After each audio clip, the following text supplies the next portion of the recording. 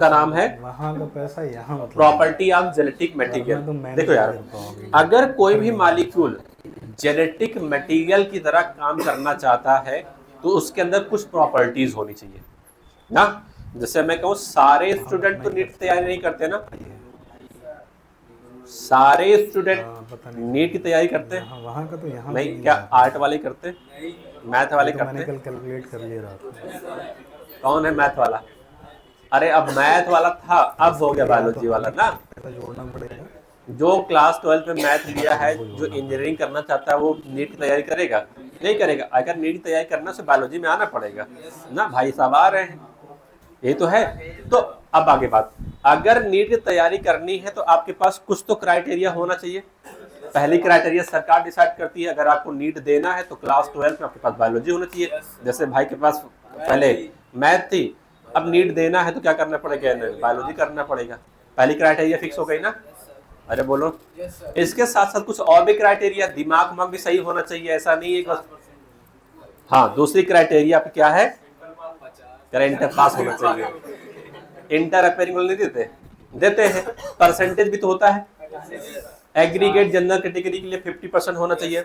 अगर general category जब से, लोग फ़ोन उठाने जनरल वाले नहीं कैटेगरी होंगे में तो और ज़िंदगी सही 50% से है। कम है तो आप नहीं दे सकते। अब हो सकता है लाइफ में कभी एज लिमिट से मिड लग जाए, वो अलग क्राइटेरिया है। वैसे मैंने कहा कि सोचा अगर नहीं कोई मैंने भी बहुत मॉलिक्यूल्स उठाया है, था। मेनली आपके पास 3 ही मॉलिक्यूल्स सोच है बॉडी के अंदर, जैसे कि प्रोटीन हो गया, मैं अभी डीएनए हो सोच गया से और आया आरएनए। इन 3 मॉलिक्यूल में से कि थोड़ी सी जो भी टाइम पे मॉलिक्यूल जेनेटिक मटेरियल तरह काम करना चाहता है उसे कुछ क्राइटेरिया को फॉलो करना पड़ेगा। अगर वो क्राइटेरिया जो भी मॉलिक्यूल फॉलो कर लेगा वो किस तरह काम करेगा, जेनेटिक मटेरियल तरह काम करेगा। और अगर इन सारे क्राइटेरिया में से बढ़िया कोई भी तरकार एक है। क्राइटेरिया अगर किसी ने फॉलो नहीं किया क्या है तो वो करेगा? मॉलिक्यूल जेनेटिक मटेरियल नहीं हो सकता है। क्लियर है ना। तो हमें वही क्या पढ़ना है, प्रॉपर्टीज पढ़नी है, वही क्राइटेरिया पढ़ना है जो जेनेटिक मटेरियल का होना चाहिए। चलिए, यहाँ पे बात लिखी है जेनेटिक मटेरियल और यहाँ पे लिखा है डीएनए वर्सेस आरएनए। तो प्रोटीन कहाँ गया, प्रोटीन पहले ही बाहर हो गया है, लेकिन एक प्रॉपर्टी से पहले ही बाहर हो जाता है। आगे पढ़ने दो फिर समझ में आ जाएगा। ठीक है, बहुत फ्रॉम सालों द की चली आ रही फॉरगोइंग तरह से। डिस्कशन, जो आपने कल पढ़ा था, मैंने कहा था खैस इस है। हफ्ते के अंदर जो अपसेंट हो जाएगा जेनेटिक्स लगभग क्लियर हो जाएगी उसकी। है क्लियर नहीं जी। मतलब सफा हो जाएगी एकदम दिमाग से भी। It is clear that the debate between the, debate चल रही है किसके बीच में, डिबेट क्या जानते हो जी? ना आप, ले आओ। डिबेट, बस न्यूज चैनल ऑन कर लो, लड़ाई चलती रहती है। Debate between the protein versus DNA, protein versus DNA as the genetic material was unequivocally resolved from the Hershey and Chase experiment। मैंने आपसे एक पहले कहा था कि अवेरी, मैकलियार्ड, मैकार्टी ने भी कहा था कि जो जेनेटिक मटेरियल होता है वो क्या होता है, डीएनए होता है।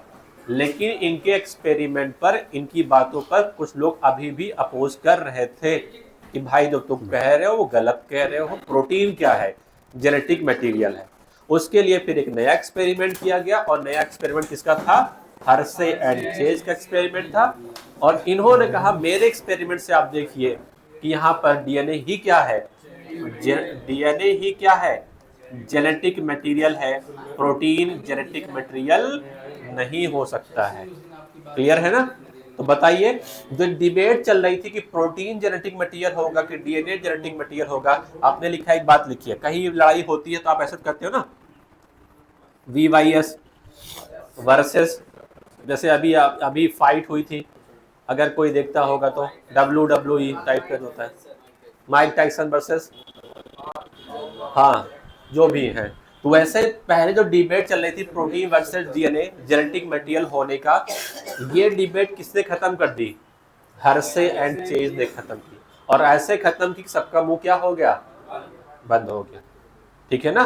अब आगे बढ़ते हैं next. It became an stabilize fact that it is DNA, कि डीएनए ही है that act as the genetic material, कि डीएनए ही क्या है, जेनेटिक मटेरियल है।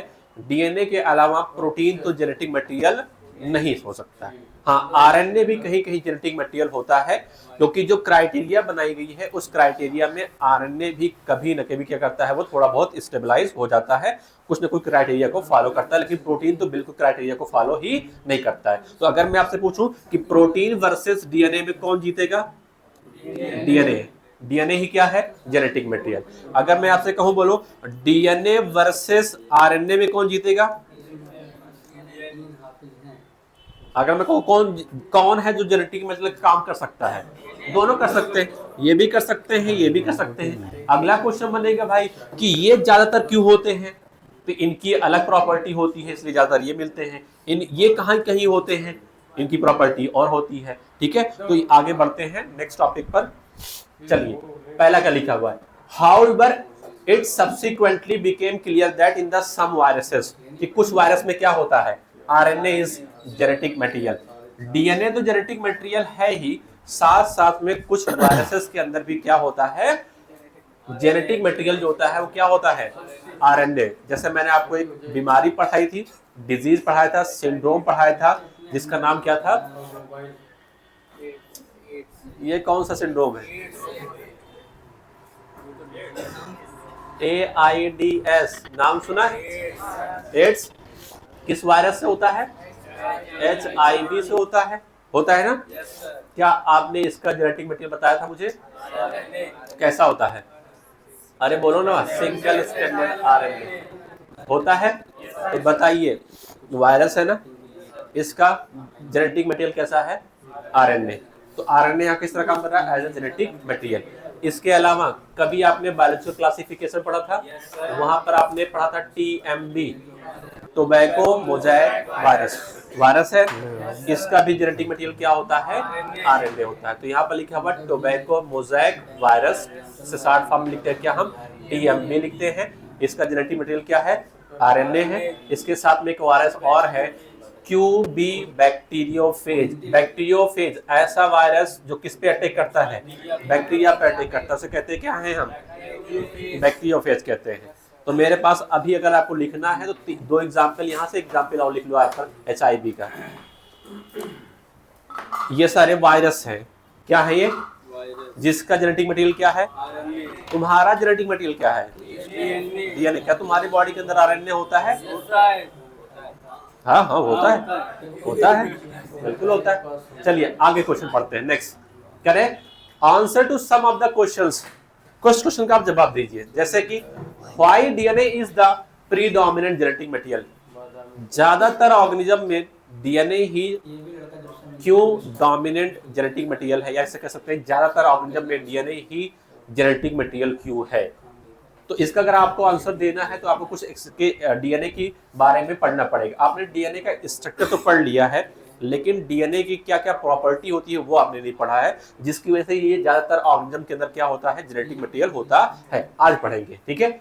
Whereas RNA perform dynamic function, आपने आरएनए के बारे में पढ़ा था कि आरएनए जो होता है वो जेनेटिक मटेरियल तरह भी काम कर सकता है, इसके अलावा और भी फंक्शन परफॉर्म कर सकता है। जैसे कि आपने पढ़ा था कि जो आरएनए होता है वो मैसेज को भेज सकता है, तो मैसेंजर आरएनए होता है, mRNA। आरएनए जो होता है वो एडाप्टर की तरह भी काम कर सकता है,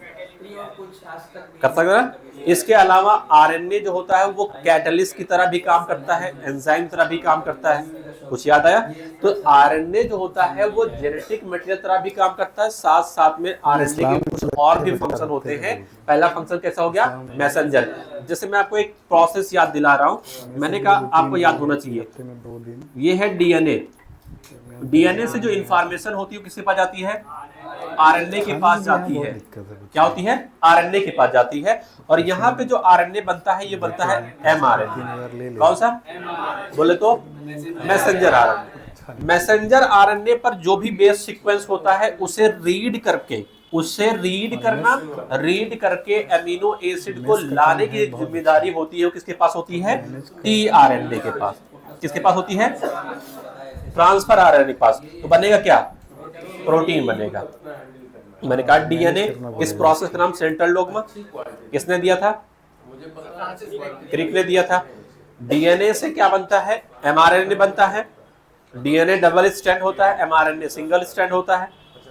फिर mRNA पर बेस सीक्वेंस को पढ़ करके, जेनेटिक कोड को पढ़ करके प्रोटीन में कौन सा एमिनो एसिड पहले आएगा, कौन सा बाद में आएगा, कौन से बाद में आएगा, जो सीक्वेंस होता है एमिनो एसिड का वो कौन डिसाइड करता है, यहाँ पे बेस सीक्वेंसिंग, और उसे पढ़ता कौन है, टीआरएनए।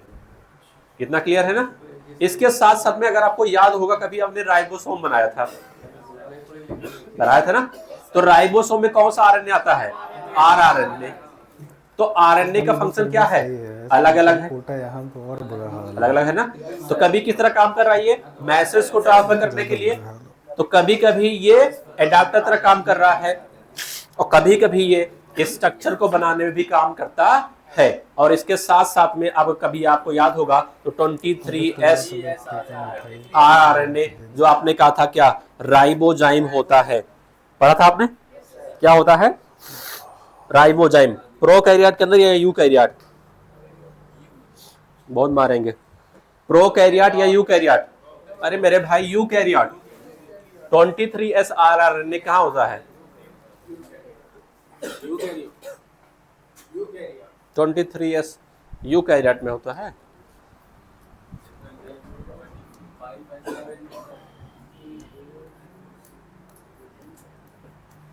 राइबोसोम कितने टाइप का, कौन कौन सा, 70S 80S। 70S कहाँ पर, प्रोकैरियोटिक सेल में मिलता है। इसके अलावा कोई सेल ऑर्गेनेल में मिलता है, माइटोकॉन्ड्रिया में भी मिलता है, लेकिन ये सेल नहीं है, सेल ऑर्गेनेल से। इसके अलावा कहीं और भी, क्लोरोप्लास्ट प्लेट ले लो, मिलता है, ऐसे ही दे दो, ये कहाँ मिलता है, उठा ले लो, ये मिलता है यूकैरियोटिक सेल में। कहाँ मिलता है, क्या आप 70S का आप बता सकते हो कि होता है। सब यूनिट क्या क्या होती हैं, बड़ी वाली 50S, यहाँ पर 30S होती है, डॉक्यूमेंट यहाँ पर बढ़िया है, हाँ बाजार लगी है, आलू बेच रहे हो। चलो बताओ, सब यूनिट 50S के अंदर कौन कौन सा आरएनए होता है, अगर आपको याद होगा तब होमवर्क दे। 23S आरआरएनए, एक कोई आरएनए था जो कॉमन था सब में, 5S आरएनए, अरे बोलो, और एक था 16S आरआरएनए। फिर मैं कहता हूं जो आपके पास 80S राइबोसोम होता है उसमें मैंने कहा ज्यादातर 8 वाले आते हैं, लार्जर में 28S rRNA, 5.8S rRNA, 5S rRNA. अरे बोलो ना भाई, कुछ याद आ रहा है नहीं कि सब गायब ही हो गया है। और स्मॉलर में 18S आरआरएनए। तो बताइए यहाँ पर, आप फिर से बताइए। मैंने कहा डीएनए जो होता है किस तरह काम करेगा, as a genetic material. RNA किस तरह काम करेगा, जेनेटिक मटेरियल तरह भी काम करेगा। इसके साथ साथ में ये मैसेज को भी ट्रांसफर करेगा, तो मैसेंजर भी तरह काम करेगा, एडाप्टर तरह भी काम करता है। क्लियर हो गया। और इसका एक नेचर और होता है, ये कैटलिस्ट तरह भी काम करता है, यानी राइबोजाइम के फॉर्म में भी प्रेजेंट होता है। चलो आगे बढ़ते हैं। हाँ सर, एडाप्टर, मोबाइल के एडाप्टर देखे हो ना, मोबाइल के एडाप्टर जो बड़ा सा होता है, गोला सा एडाप्टर तो एक है ना, पिन उसमें कोई भी लगाओ आप, चाहे 20 टाइप पे लगाओ, सी टाइप पे लगाओ, ऐसे कैसे हो सकता है। एडाप्टर तो एक ही होता है ना। आपका जो लीड है मुझे सुन लो, बी टाइप का सी टाइप का जो होता है वो लीड के जो एंड पार्ट होता है वो डिसाइड, जो मोबाइल में लगता है, लेकिन जो दूसरा पार्ट होता है वो तो काम होता है ना।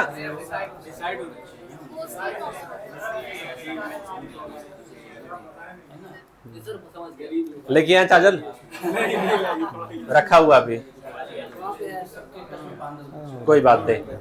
तो आरएनए काम क्या है, मैसेंजर एंड एडाप्टर। इसके साथ में has found to be from the different between the chemical structure of the two nucleic acid molecule. क्या आरएनए और डीएनए में कोई डिफरेंस होता है? मैंने एक चीज कैलकुलेट आरएनए और डीएनए में कोई डिफरेंस है? बताओ, आपको क्या क्या बताना पड़ेगा इसका? Can you recall the two chemical difference between the DNA and RNA? चलो बताओ। 5 में आ गया।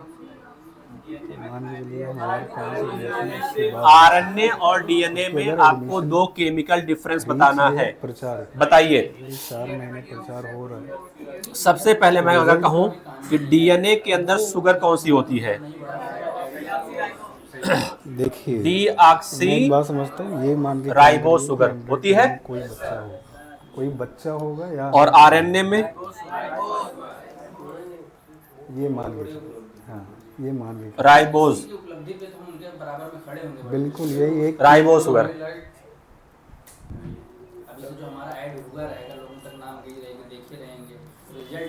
राइबो शुगर होती है। अच्छा, दोनों शुगर कितने कार्बन की?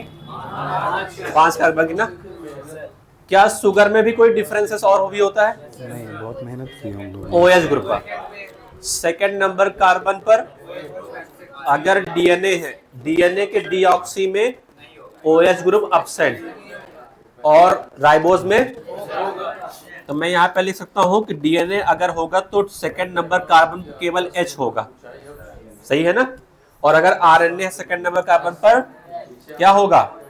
OH होगा। इतना क्लियर? इसके अलावा कोई डिफरेंस हो बताओ। डीएनए में अगर मैं बेस की बात करता हूं तो डीएनए में जो बेस होता है वो थायमिन होता है, और इसमें क्या होता है आप लिख सकते हो। क्या डिफरेंसेस है? टॉपिक क्या था हमारा भाई? अभी वहां तो पहुंचे नहीं हम।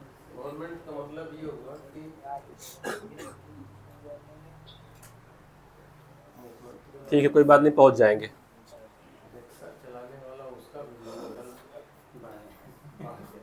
सही है। आगे बढ़े? नहीं बढ़े, यहीं रुके रहे? हाँ रुके हैं, कहीं जा नहीं रहे। जहां जाना तो क्लास के बाद जाते हैं ना। जहां जाना होगा हम क्लास के बाद जाएंगे। बतिया रहे हो? लिखो जल्दी से। जल्दी क्या किया, थोड़ा सा जल्दी बोलो। ऐसे सुस्ती में बैठे रहोगे जिंदगी कट जाएगी, पता नहीं चलेगा। हाँ करे कट तो गई है, कट तो रही है ना। चलो क्राइटेरिया की बात करते हैं। A molecule that can act as the genetic material, कोई भी मॉलिक्यूल जो जेनेटिक मटेरियल तरह काम कर सकता है ना, must fulfil the following criteria. कोई भी मॉलिक्यूल जो अपने आप कहता है कि हम जेनेटिक मटेरियल है, वो उस मॉलिक्यूल को ये सारे क्राइटेरिया को फॉलो करना पड़ेगा। अगर इनमें से कोई भी एक क्राइटेरिया फॉलो नहीं करता है तो जेनेटिक मटेरियल नहीं है। पहला क्राइटेरिया क्या है? Molecule should be able to generate its replica, मतलब कि वो रेप्लिकेशन कर सकता हो। अब मेरे पास 3 ही मॉलिक्यूल है, प्रोटीन है, आरएनए है, डीएनए है। यही 3 मॉलिक्यूल है जो अपने आप को दावा करते हैं कि हम जेनेटिक मटेरियल हैं। तो बात क्राइटेरिया मैंने फिक्स कर दी। जो भी मॉलिक्यूल जेनेटिक मटेरियल का काम करना चाहता है वो क्या बनाना चाहता है? वो अपना रेप्लिकेशन कर सकता हो। तो जो रेप्लिकेशन अपना कर सकता हो, जो अपनी कॉपी बना सकता हो, जो अपने आप के जैसे के लोग को प्रोड्यूस कर सकता हो, वही मॉलिक्यूल किस तरह काम करेगा? जेनेटिक मटेरियल तरह काम कर सकता है। ठीक है ना। अभी देखते हैं कौन सा मॉलिक्यूल पहले क्राइटेरिया से बाहर हो गया। फिलहाल हम क्या पढ़ रहे हैं? क्राइटेरिया कि जो भी मॉलिक्यूल जेनेटिक मटेरियल तरह काम करना चाहता है, उसकी पहली क्राइटेरिया ये है कि वो मॉलिक्यूल अपनी कॉपी बनाने की कैपेसिटी रखता हो, चाहे वो प्रोटीन हो, चाहे वो डीएनए हो, चाहे वो आरएनए हो। इतना क्लियर हो गया? अगला क्राइटेरिया, दूसरी क्राइटेरिया ये है कि मॉलिक्यूल जो होना चाहिए कैसा होना चाहिए? वो स्टेबल होना चाहिए। क्या होना चाहिए? स्टेबल होना चाहिए। और स्टेबिलिटी 2 बात में, उसके केमिकल में स्टेबिलिटी होनी चाहिए, साथ साथ उसका स्ट्रक्चर भी क्या होना चाहिए? स्टेबल। अच्छा, कभी आपने पढ़ा होगा स्टेबिलिटी और रिएक्टिविटी में क्या रिलेशन होता है? स्टेबिलिटी और रिएक्टिविटी में क्या रिलेशन होता है? डायरेक्ट या इनवर्स का? इनवर्स का। अगर कोई ज्यादा स्टेबल है तो रिएक्टिविटी कम, और कोई कम स्टेबल है तो रिएक्टिविटी ज्यादा। अरे बोलो ना भाई। तो बात आती है कि जो भी मॉलिक्यूल जेनेटिक मटेरियल तरह काम करना चाहता है उसके अंदर क्या होना चाहिए, स्टेबिलिटी होनी चाहिए, यानी वो स्टेबल होना चाहिए। और स्टेबल किस बात में होना चाहिए, उसके केमिकल्स प्लस उसका स्ट्रक्चर भी क्या होना चाहिए, स्टेबल होना चाहिए। दो क्राइटेरिया हो गया। तीसरे पे आते हैं, it should provide the scope for the slow change. देखो स्टेबल भी तो है लेकिन उसमें चेंज भी होना चाहिए, लेकिन क्या चेंज बहुत ही फास्ट होना चाहिए, स्लो चेंज। स्लो चेंज का मतलब क्या है, म्यूटेशन। क्या है, म्यूटेशन। म्यूटेशन स्लो प्रोसेस, और म्यूटेशन क्यों जरूरी है, फॉर द इवोल्यूशन। तो जो मॉलिक्यूल जेनेटिक मटेरियल तरह काम करे उसके अंदर चेंजेस भी जरूरी है, लेकिन जो चेंज हो बहुत ही आराम से हो, 100-200 साल में कभी थोड़ा बहुत चेंज आ जाए, बोलो। और वही चेंज तो क्या कहलाता है, इवोल्यूशन। क्या इवोल्यूशन करने में 1 मिनट लगता है, 2 मिनट लगता है, 1 साल लगता है, 5 साल लगता है, मिलियंस ऑफ ईयर के बाद क्या होता है, इवोल्यूशन होता है।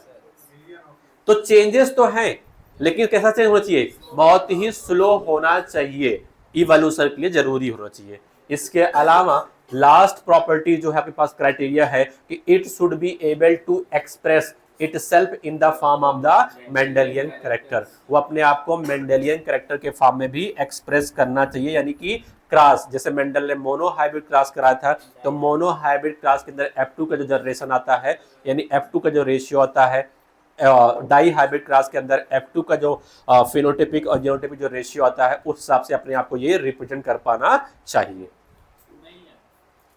नहीं आया। मेंडेलियन कैरेक्टर का मतलब क्या है, मेंडेलियन कैरेक्टर का मतलब है मेंडल ने इसे क्रॉस कराया था, कौन कौन सा क्रॉस, पहला आपने कराया था मोनो हाइब्रिड क्रॉस कराया था, दूसरा डाई हाइब्रिड क्रॉस कराया था। जब भी मोनो हाइब्रिड क्रॉस कराया था तो क्या मेंडल के कैरेक्टर के, सॉरी मेंडल के क्रॉस में क्या F1 जनरेशन आई थी, आई थी ना। क्या दोनों में F1 आई थी, क्या दोनों में जो F1 तो वो 100% हेटेरोजाइगस था, अरे बोलो ना भाई। अगर F1 mono hybrid capital T small t था, और अगर डाई हाइब्रिड का है तो क्या यहाँ पर ये था, क्या था,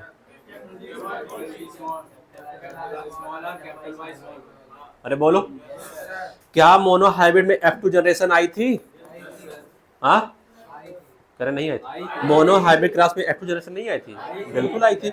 डाई हाइब्रिड क्रॉस में क्या F2 नहीं आया था, लेकिन बताओ इसका जीनोटाइपिक रेशियो फिनोटाइपिक रेशियो, इसका अगर मैं कहूं PR कितना था, 3:1, इसका GR कितना था, 1:2:1 ना। बताओ इसका PR था, इसका GR,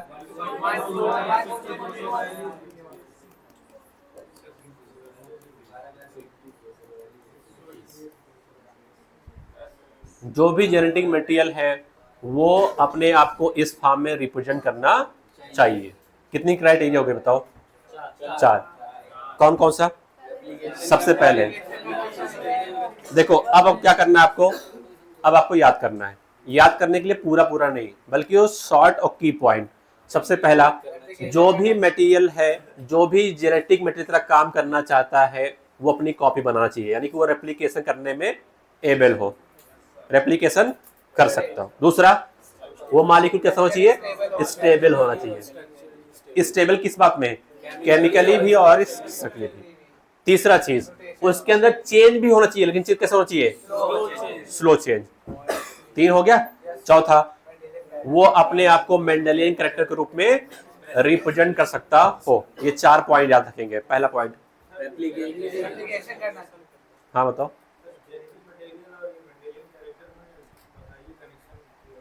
बता तो रहे मेरे भाई। ये तो आपने पूरा हाँ, वही तो। अगर जैसे मैंने कहा, आपने मेंडल जो पढ़ा था तो मेंडल ने यही कहा था ना, जो डीएनए जो फैक्टर होता है वही तो अपने आप को इस फॉर्म में रिप्रेजेंट करता है। अगर हाँ, जनरेशन टू आफ्टर जनरेशन जाना चाहिए, उसे एक जनरेशन से नेक्स्ट जनरेशन के अंदर ट्रांसफर होना चाहिए, ठीक है। हाँ, वैसे ही होना चाहिए। पहले बताइए आपको क्या याद करना है। पहला पॉइंट आप अंडरलाइन करो, रेप्लिकेशन, पहला पॉइंट। दूसरा बताओ, स्टेबल, किस चीज में? तीसरा पॉइंट स्लो चेंज होना चाहिए। चौथा बताओ, कितना क्लियर?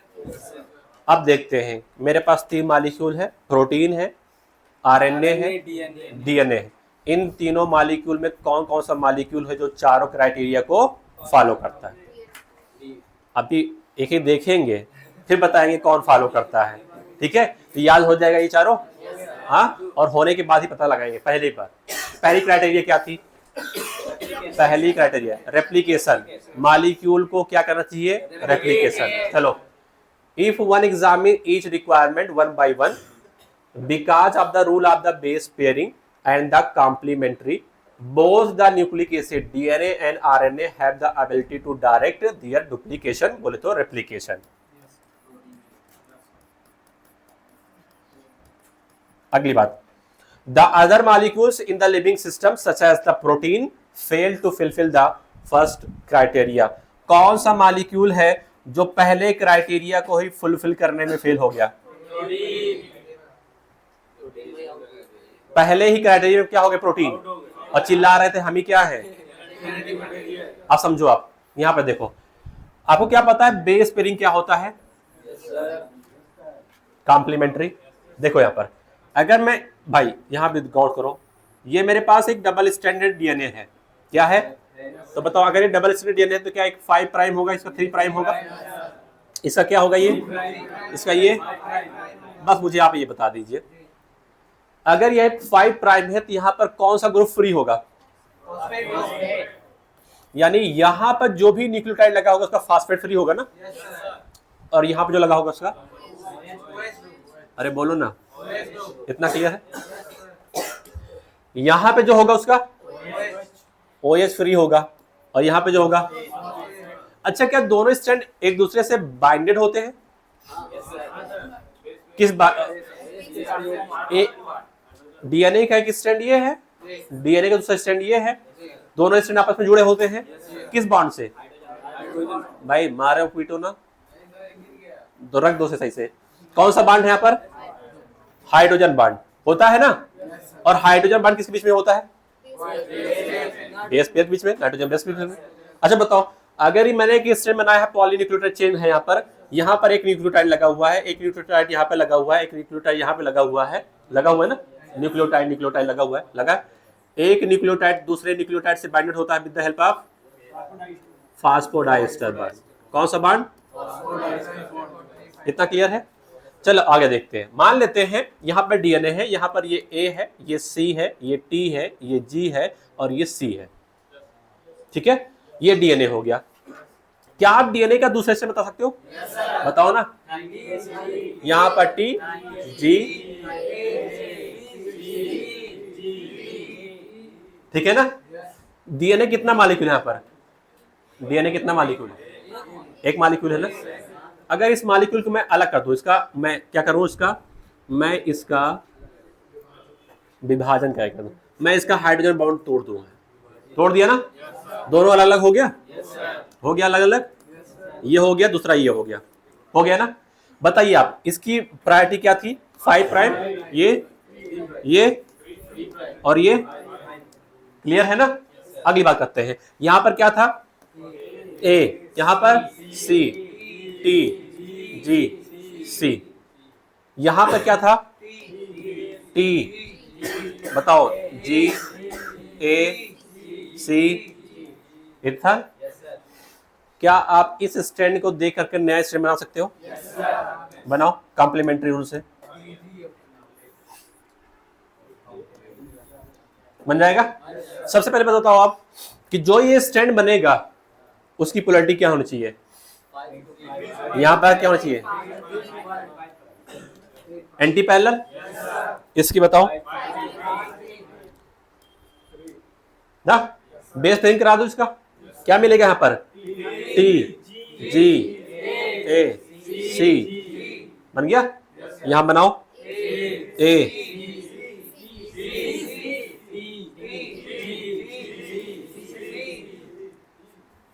क्या ये डीएनए अपना रेप्लिकेशन कर लिया? क्या ये डीएनए अपनी कॉपी बना ली? यानी कि डीएनए के पास रेप्लिकेशन करने की कैपेसिटी, वो अपनी रेप्लिका बना सकता है, अपनी कॉपी बना सकता है। अगर बना सकता मतलब फुलफिल कर लिया पहली क्राइटेरिया। आरएनए की बात करते हैं, किस बात करते हैं? आरएनए भी क्या अपने कॉपी बना लेगा?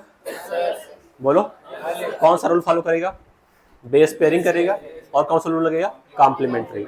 लेकिन बताओ, क्या आप आरएनए को जब देखते हो तो आरएनए को देख करके आप कभी प्रोटीन बता सकते हो?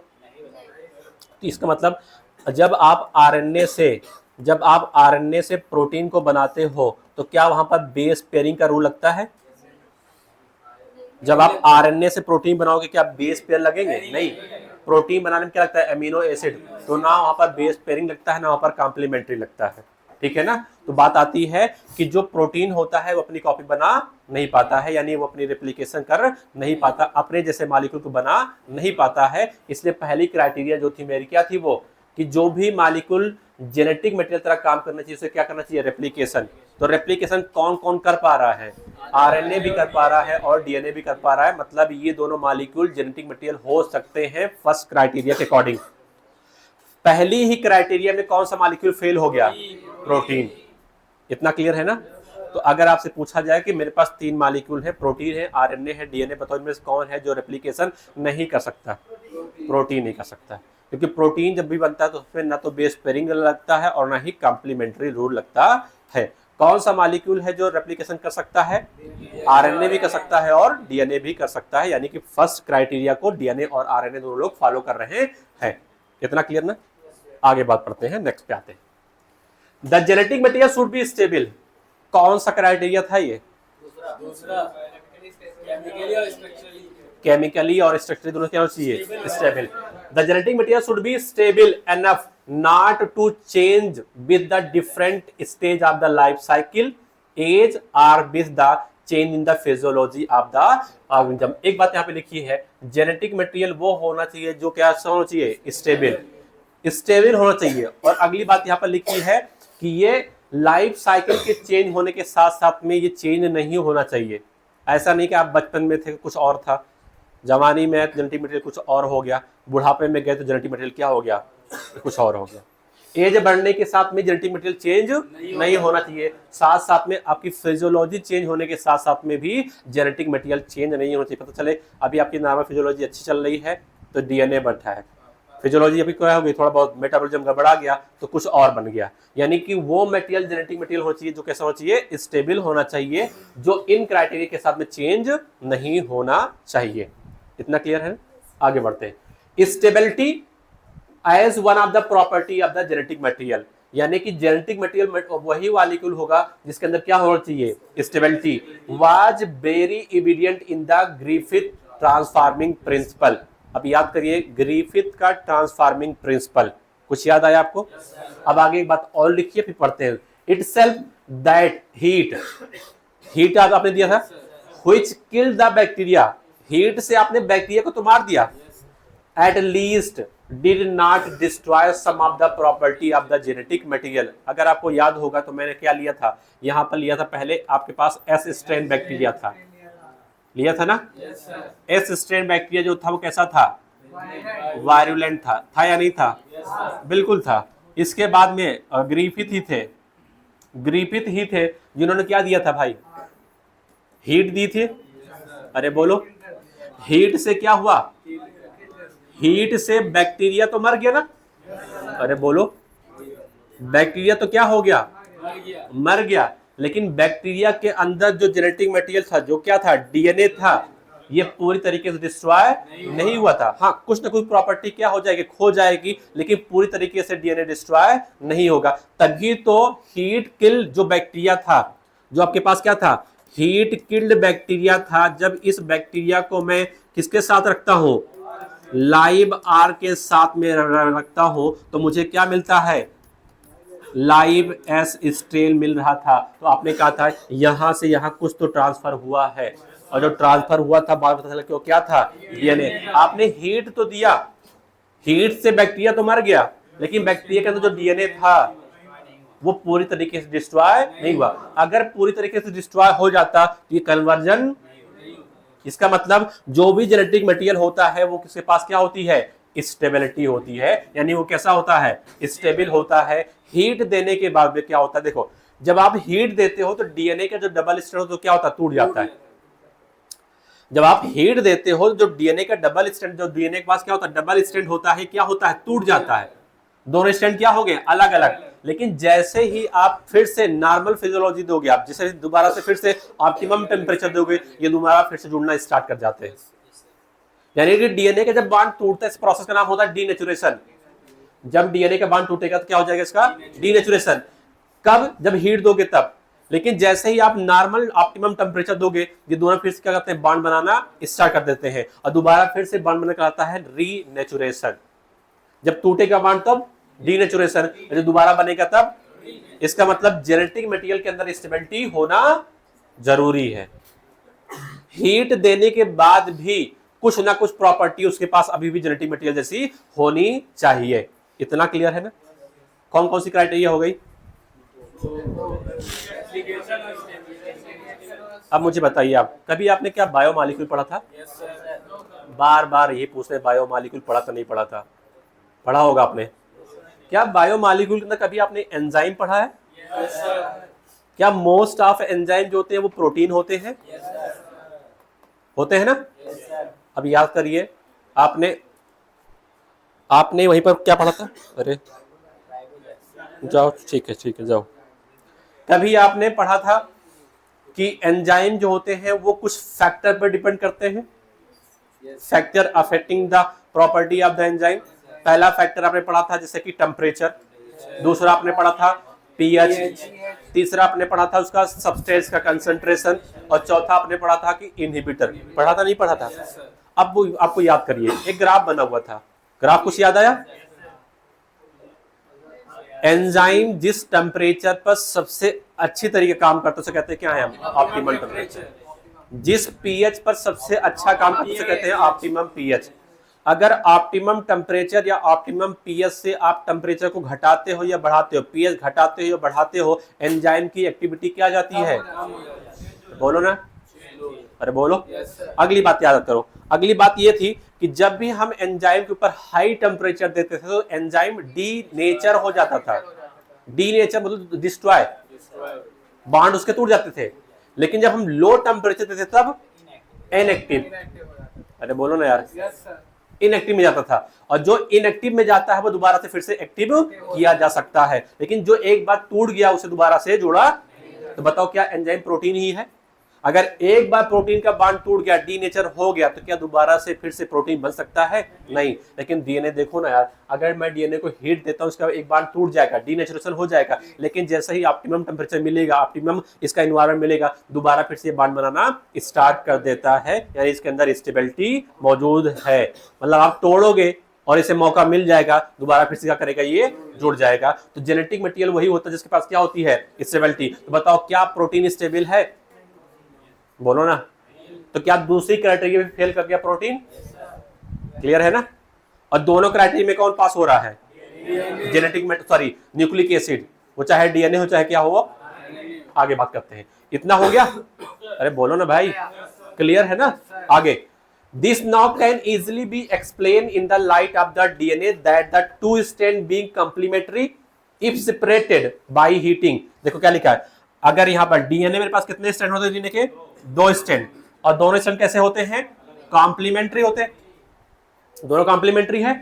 अरे बोलो ना भाई, आगे बात करते हैं। नेक्स्ट, यहां पर बीइंग कॉम्प्लीमेंट्री इफ सेपरेटेड, अगर दोनों स्ट्रैंड को मैंने क्या किया, सेपरेट कर दिया, किसकी मदद से, गर्मी कहते हैं, हीट की मदद से, कम टूगेदर्स, कह रहे हैं कि बाद में क्या हो जाएंगे, जो आपने हीट दिया दोनों सेपरेट हो गए, लेकिन जैसे मौका मिलेगा तो क्या करेंगे, दोनों फिर जुड़ जाएंगे। लिखा है when appropriate condition are provided, जब आप एप्रोप्रिएट कंडीशन मतलब आप जब ऑप्टिमम कंडीशन दोगे, दोबारा से फिर से क्या करेंगे, ये जुड़ जाएंगे। मैंने कहा मेरे पास डीएनए है जो डबल स्ट्रैंड का है, इसके बीच में ये हाइड्रोजन बॉन्ड है, डबल स्ट्रैंड डीएनए है, क्लियर हो गया। जब मैं इसे हीट दूंगा, क्या दूंगा मैं, तो ये दोनों क्या कर जाएंगे, अलग अलग, क्या हो जाएंगे दोनों, हाँ, डीनेचुरेशन, दोनों स्ट्रैंड अलग अलग, ये अलग हो गया। ठीक है ना। फिर से जैसे ही आपने क्या दिया इसमें, ऑप्टिमम कंडीशन दे दिया आपने, जैसे दी आपने, फिर से क्या करते हैं, दोनों आपस में जुड़ जाते हैं। ये क्या था, डीनेचुरेशन था। क्या था ये, डीनेचुरेशन था, और ये क्या था आपके पास, रीनेचुरेशन था। क्लियर हो गया। अगर स्टेबिलिटी ना होती तो क्या दोबारा फिर से जुड़ पाते, ये ना जुड़ते। और जब मैं आपको पढ़ाऊंगा क्या, बायोटेक्नोलॉजी, क्या पढ़ाऊंगा, बायोटेक्नोलॉजी में एक टॉपिक आता है जिसका नाम होता है पीसीआर, अगर किसी को याद होगा तब। और पीसीआर के अंदर पहला स्टेप ही क्या होता है, डीनेचुरेशन। वहां पर आप डीएनए को तोड़ते हो टेम्परेचर देकर, लगभग 94 से लगभग 96 डिग्री सेल्सियस टेम्परेचर डीएनए क्या करते हो, अलग करते हो। क्लियर हो कुछ भाई। तो पहली प्रॉपर्टी क्या थी, रेप्लिकेशन। दूसरा क्या था, स्टेबिलिटी। अगली बात करते हैं, सीपीआर नहीं है। सीपीआर तो वो होता है जब आप लास्ट कंडीशन होते हो ना, इमरजेंसी कंडीशन में। ये है पीसीआर।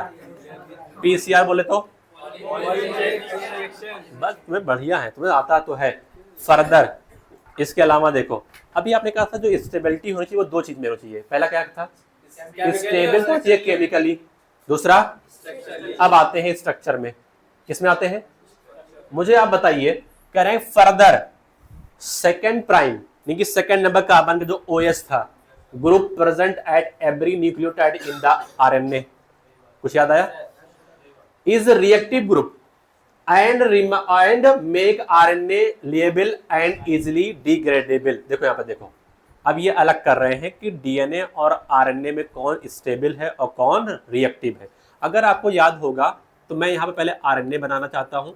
ये मेरे पास क्या है, आरएनए है। और आरएनए के अगर आप न्यूक्लियोटाइड बनाओगे, आरएनए को बनाने वाला जो न्यूक्लियोटाइड है अगर बनाओगे तो सबसे पहले क्या बनाना पड़ेगा आपको, शुगर। कौन शुगर, पेंटो शुगर। कितने कार्बन की, 5 कार्बन की ना। ये पहला नंबर कार्बन, ये दूसरा, ये तीसरा, ये 4 नंबर, और ये क्या आपके पास, क्या शुगर में आपके पास ऐसे कुछ था, ये तो है ना। यहां पर भी OH है, यहां पर भी OH है, यहां पर भी है ना। अभी क्या मैंने बनाया, पेंटो शुगर। अब पेंटो शुगर में थोड़ा सा आगे बढ़ते हैं, और आगे बढ़ने के बाद देखो, पहले नंबर कार्बन क्या जोड़ते हो आप, नाइट्रोजन बेस जोड़ते हो।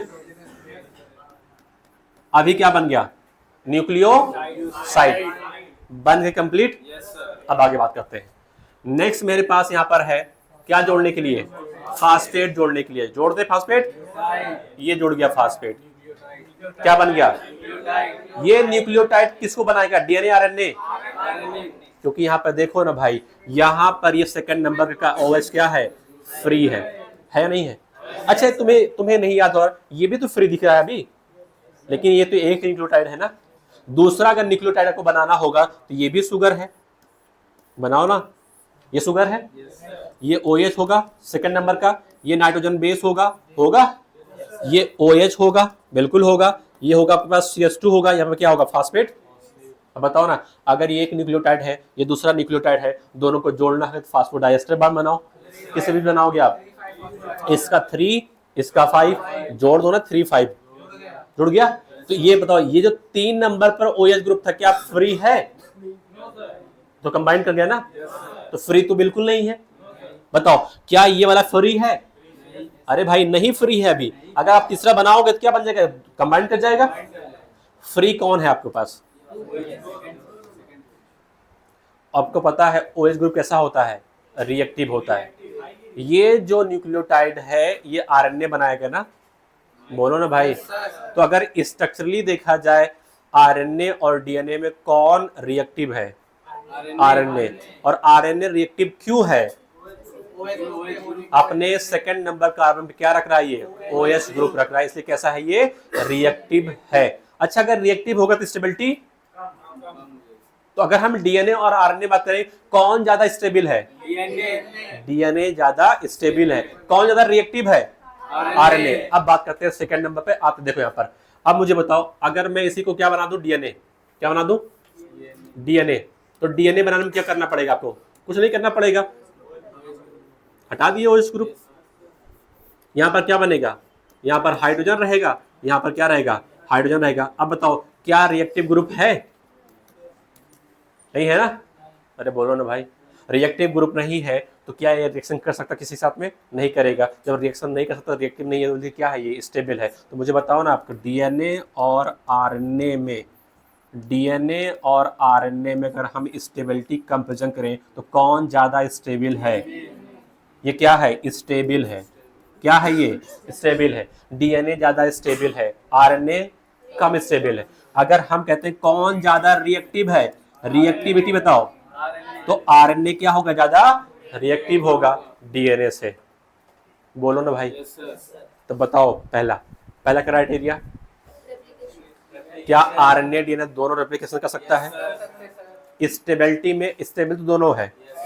अगर हम टेम्परेचर देखें, फिजियोलॉजिकल फैक्टर देखें, तो प्रोटीन की कंपैरिजन में देखा जाए तो आरएनए डीएनए ज्यादा स्टेबल है। लेकिन फिर अगर हम स्ट्रक्चरली देखें आरएनए और डीएनए को ज्यादा स्टेबल है, तो डीएनए क्या है? ज्यादा स्टेबल है, क्योंकि डीएनए के शुगर में 2 नंबर कार्बन पर OH ग्रुप नहीं होता, रिएक्टिव ग्रुप नहीं होता है। किसके पास होता है? आरएनए के पास होता है। इसलिए आरएनए ज्यादा क्या है? रिएक्टिव है। अगर ज्यादा रिएक्टिव है तो स्टेबिलिटी क्या हो जाएगी? कम हो जाएगी। देखिए वहां फार्मूला आता है, स्टेबिलिटी और रिएक्टिविटी में कैसा रिलेशन होता है? इनवर्सली। क्लियर है? अगर कोई आपसे पूछे बताओ आरएनए के शुगर के अंदर किस पोजीशन पर OH ग्रुप फ्री होगा? सेकंड नंबर कार्बन पर। डीएनए के किस नंबर कार्बन पर OH ग्रुप फ्री होगा? अगर 3 नंबर को छोड़ दिया जाता तब। फिर OH आपके पास सेकंड नंबर पर क्या है? OH है ही नहीं, बल्कि क्या है वहां पर? H है। इतना क्लियर हो गया? आगे, RNA is also known as catalytic, known to be catalytic. RNA जो होता है वो कैटालिस्ट तरह भी काम करता है। अगर कोई भी मॉलिक्यूल कैटालिस्ट तरह काम कर रहा है तो बताओ वो स्टेबल होगा या कि नॉन स्टेबल होगा? वो, या मैं ऐसे बोल सकता हूं जो कैटालिस्ट तरह काम करेगा क्या वो रिएक्टिव होगा? तो आरएनए और डीएनए में कौन कैटालिस्ट तरह काम करता है? आरएनए करता है। तो आरएनए क्या है? रिएक्टिव है। क्लियर है ना? और डीएनए रिएक्टिव नहीं है, हेंस रिएक्टिव। तो जो कैटालिस्ट तरह काम करेगा कैसा हो जाएगा? रिएक्टिव। और जिसके पास रिएक्शन करने की कैपेसिटी है उसमें स्टेबिलिटी क्या हो जाएगी? कम। तो आरएनए और डीएनए में कंपेयर किया जाए तो कौन ज्यादा स्टेबल है? डीएनए। क्लियर है ना? आरएनए कम स्टेबल है। इतना क्लियर है ना? अच्छा बताओ, एक क्वेश्चन मैंने आपसे पूछा था कि ज्यादातर ऑर्गेनिज्म में डीएनए ही क्यों जेनेटिक मटेरियल है? ज्यादा स्टेबल है। क्लियर है ना? कुछ याद करो, 2-4 साल पहले कुछ आया था आपके पास पूरी लाइफ में, कोविड, आरएनए वाला रखने वाला। हर साल अपना एक नया वेरिएंट लेके आ रहा था ना। 6 महीने के अंदर एक नया ग्रुप आता था। कैसे चेंज कर पा रहा था? उसके पास रिएक्टिव ग्रुप है, आरएनए का जीनोम था, और आरएनए जीनोम था, रिएक्टिव था, वो रिएक्शन करके नया नया जीनोम बना रहा था। इतना क्लियर ना? आगे बढ़ते हैं। Therefore DNA chemically is less reactive. DNA chemically कैसा होता है? लेस रिएक्टिव होता है एंड स्ट्रक्चरली मोर स्टेबल। जब डीएनए रिएक्टिव कम होगा तो स्टेबिलिटी क्या हो जाएगी? अरे बोलो भाई, अगर रिएक्टिविटी क्या है? कम है, तो स्टेबिलिटी क्या हो जाएगी? बोलो ना। तो डीएनए कैसा होता है? लेस रिएक्टिव होगा, तो स्टेबिलिटी क्या हो जाएगी इसकी? ज्यादा, when compare to the RNA. तो आप इसे अंडरलाइन कर लीजिए। अगर डीएनए और आरएनए में किसी की स्टेबिलिटी पूछी जाए तो बताओ कौन ज्यादा स्टेबल है? डीएनए ज्यादा स्टेबल है। अब क्वेश्चन पूछेगा एसएसआर रीजन में डीएनए क्यों ज्यादा रिएक्टिव है? सॉरी, डीएनए क्यों ज्यादा स्टेबल है? क्योंकि डीएनए के पास जो शुगर है उसके 2 नंबर कार्बन पर OH ग्रुप नहीं होता। क्लियर है ना? अगर आपसे क्वेश्चन पूछा जाए कि आरएनए ज्यादा रिएक्टिव क्यों है, उसके सेकंड नंबर कार्बन पर, शुगर में सेकंड नंबर कार्बन पर OH ग्रुप प्रेजेंट होता है, और OH ग्रुप कैसा होता है? रिएक्टिव होता है। क्लियर है ना? Therefore, among the 2 nucleic acid, the DNA is the better genetic material। अब यहाँ पे एक बात ये देखो, सेंटेंस बहुत अच्छी तरीके लिखा गया है। ये नहीं कहा गया है कि डीएनए ही जेनेटिक मटेरियल है, बल्कि क्या लिखा गया है? बेटर है। मतलब अगर हम कंपेयर कर रहे हैं डीएनए और आरएनए में, तो डीएनए और आरएनए में कौन ज्यादा अच्छा जेनेटिक मटेरियल है? डीएनए है। तो मैं क्या कह दूं कि आरएनए जेनेटिक मटेरियल होता ही नहीं है? गलत बात है ना। आरएनए भी जेनेटिक मटेरियल होगा, लेकिन जहां पर जेनेटिक मटेरियल होगा आरएनए, वहां पर क्या करेगा? बार बार चेंज करेगा, बार बार अपने आप को क्या करेगा? वो चेंज करेगा। तभी तो वायरस में नए नए फॉर्म आते रहते हैं। अगर हमारा जेनेटिक मटेरियल हो जाए आरएनए, तब तो हम भी क्या, अगर मेरा जेनेटिक मटेरियल आरएनए जो, क्या हो जाएगा? 1-2 साल के अंदर हम भी चेंज करेंगे। अभी घर गए थे कुछ और फॉर्म में, निकलेंगे कुछ और फॉर्म में ना। तो बात यहां पर यही है कि डीएनए जो होता है हमारा ज्यादा स्टेबल होता है, और जो ज्यादा स्टेबल होगा वो ज्यादा बेटर जेनेटिक मटेरियल होगा। चलो, हाँ?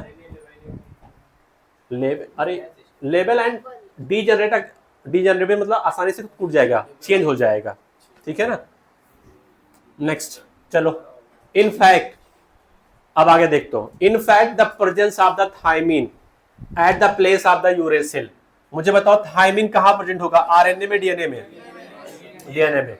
और यूरेसिल आरएनए में। कह रहे हैं कि in the presence of the thymine at the place of uracil also confirm the additional stability to the DNA. अब मुझे आप बताइए क्वेश्चन, डीएनए ज्यादा स्टेबल क्यों है? उसका कितने रीजन है? कौन कौन सा? स्टेबिलिटी की बात कर रहे हैं।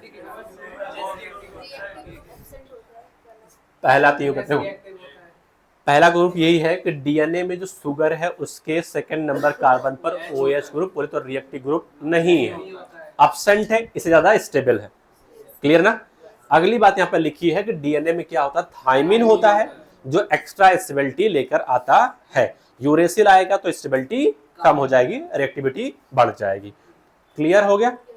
अब आगे पढ़ने कुछ लिखा है, detail discussion about this requires understanding of the process of repair in the DNA. DNA अपने आप को कैसे रिपेयर करता है, and you will study these process in the higher classes. Higher classes मतलब क्या है? आपके पास, आप 12th में हो, 12th जब आगे जाओगे तब आप पढ़ोगे कैसे डीएनए अपने आप को रिपेयर करता है, ठीक है ना। वो आपके कोर्स से बाहर का है। Both DNA and RNA are able to mutate. तीसरी प्रॉपर्टी क्या थी? स्लो चेंज, है ना। स्लो चेंज मतलब म्यूटेशन। बताओ आरएनए और डीएनए में कौन म्यूटेशन कर सकता है? दोनों कर सकते हैं, दोनों कर सकते हैं ना। लेकिन आप खुद ही बताओ, जो ज्यादा स्टेबल होगा वो म्यूटेशन कर सकता है ज्यादा फास्ट, या जो रिएक्टिव ज्यादा होगा वो फास्ट करेगा? लेकिन होता दोनों में म्यूटेशन है।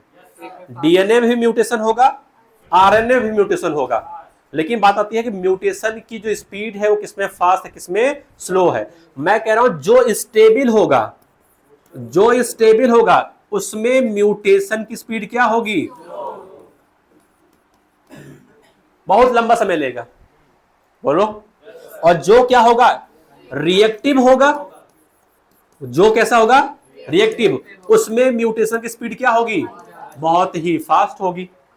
तो पहला क्वेश्चन अगर आपसे पूछा जाए, बताओ डीएनए और आरएनए में कौन म्यूटेशन कर सकता है? दोनों कर सकते हैं, म्यूटेशन दोनों में पॉसिबल है। In fact RNA being unstable, RNA कैसा होता है? अनस्टेबल होता है, बोले तो रिएक्टिव होता है, mutate at a fast rate. यानी म्यूटेशन किसमें होगा? किसमें फास्ट होगा? आरएनए में फास्ट होगा। चलो आगे आते हैं, कितनी प्रॉपर्टी हो गई? तो क्या 3 से कंफर्म हो गया कि डीएनए और आरएनए दोनों कैसे हो सकते हैं? जेनेटिक मटेरियल हो सकते हैं, लेकिन बेटर कौन है? इसलिए मोस्ट ऑफ ऑर्गेनिज्म में जेनेटिक मटेरियल क्या होता है? डीएनए होता है। आगे पढ़ते हैं। Consequently viruses having the RNA genome, जिस वायरस के पास आरएनए क्या होता है? जीनोम होता है, and having the short life span, उनकी लाइफ स्पैन क्या होती है? 60। ऐसे वायरस जिसका जेनेटिक मटेरियल क्या होता है? आरएनए जीनोम होता है, जिसकी लाइफ स्पैन कैसी होती है? छोटी होती है। म्यूटेट एंड इवॉल्व फास्टर, वो बहुत तेजी से क्या करते हैं? म्यूटेट करते हैं, बहुत फास्ट तरीके से क्या करते हैं? वो इवॉल्व भी करते हैं। जिस वायरस के अंदर जेनेटिक मटेरियल कैसा है? आरएनए है, जिसकी लाइफ साइकिल भी क्या है? छोटी है, वो वायरस बहुत ही फास्ट म्यूटेट भी करता है और बहुत ही फास्ट क्या करता है, वो इवॉल्व भी करता है। क्लियर? मुझे फिर से बताइए आप, भैया आप खड़े हो जाइए। हाँ, क्राइटेरिया बताओ पहले। कोई भी मटेरियल जो काम कर सकता है एज अ जेनेटिक मटेरियल, उसकी पहली क्राइटेरिया क्या थी? पहला वो रेप्लिकेशन कर सकता हो, दूसरी क्या थी, वो स्टेबल होना चाहिए, तीसरा क्या था, स्लो चेंज, म्यूटेशन बहुत ही स्लो होना चाहिए, और चौथा क्या था, मेंडेलियन कैरेक्टर। बताओ पहली क्राइटेरिया कौन फेल कर गया? प्रोटीन। इसका मतलब प्रोटीन तो जेनेटिक मटेरियल हो ही नहीं सकता। कौन होगा? डीएनए या आरएनए। अब हमें ये चूज करना है कि डीएनए और आरएनए में कौन बेटर है। तो बेटर के लिए मैंने कहा कि जो ज्यादा स्टेबल होगा वो बेटर होगा। अरे बोलो, जिसके अंदर म्यूटेशन बहुत ही स्लो होगा वो ज्यादा बेटर होगा। तो बताओ डीएनए और आरएनए में कौन है जो बहुत ही ज्यादा स्टेबल है? डीएनए। जिसके अंदर म्यूटेशन बहुत ही स्लो चल रहा है? डीएनए। कौन है जो ज्यादा रिएक्टिव है? आरएनए। किसमें म्यूटेशन बहुत ही फास्ट है? आरएनए। कंफर्म हो गया पूरा, एकदम दिमाग में फिट हो गया। तो आगे बढ़ना है, फिर बैठ जाओ भाई, तकलीफ थोड़ा दिया उसके लिए सॉरी। अरे सर इतना क्या बात है, अब आगे बढ़ते हैं ना। चलो नेक्स्ट, खड़ा करा देंगे सब कोई नहीं। आरएनए कैन डायरेक्टली, मेरी बात सुनो, यहां पे देखो लिखा है RNA can directly code for the synthesis of the protein. क्या आरएनए से डायरेक्टली जो कोड जाता है वो प्रोटीन के पास जाता है? अगला, hence can easily express the character. RNA अपने कैरेक्टर को आसानी से एक्सप्रेस कर सकता है क्योंकि ये डायरेक्टली प्रोटीन बनाने में इन्वॉल्व हो जाता है। अगली बात करते हैं, DNA how ever it depend on the RNA for the synthesis of the protein. अब मैं आपको बताने जा रहा हूं सेंट्रल डोगमा, फिर से याद करो सेंट्रल डोगमा। कह रहे जी नहीं था वहां पर, डीएनए था, डीएनए से क्या बनता है? एमआरएनए बना, और एमआरएनए से क्या बना? प्रोटीन बना। बना नहीं बना? बताइए, अगर मुझे मेरे पास इंफॉर्मेशन जो है वो कहां पर है? आरएनए के पास है, यानी RNA as a genetic material है, तो इसे प्रोटीन बनाना क्या है? बहुत आसान है। जैसे कि वायरसेस के अंदर, वायरस का जेनेटिक मटेरियल क्या है? आरएनए। और आरएनए का जेनेटिक मटेरियल है तो इसके पास सारी इंफॉर्मेशन कहां मौजूद है? आरएनए के पास मौजूद है ना। इसे प्रोटीन बनाने में डायरेक्टली डिपेंडेंसी है। ये आरएनए डायरेक्टली किसी पर बना लेगा? प्रोटीन बना लेगा। लेकिन अगर जिसका भी जेनेटिक मटेरियल क्या है? डीएनए है। जिसका भी जेनेटिक मटेरियल क्या है? डीएनए है। उससे अगर प्रोटीन बनाना होगा तो गुजरना कहां से पड़ेगा उसे? यानी आरएनए पर डिपेंडेंसी होगी। तो बताओ, अगर मैं आरएनए से प्रोटीन बना रहा हूं डायरेक्टली, ये डायरेक्टली डिपेंड कर रहा है? अरे बोलो। और अगर मुझे डीएनए से बनाना है प्रोटीन, तो डीएनए क्या प्रोटीन पर इनडायरेक्टली डिपेंड कर रहा है? बोलो ना। तो इंफॉर्मेशन को ले जाना कहां आसान है? आरएनए से प्रोटीन, एक स्टेप। और कहां ज्यादा टफ है? डीएनए से प्रोटीन जाना। इतना क्लियर हो गया?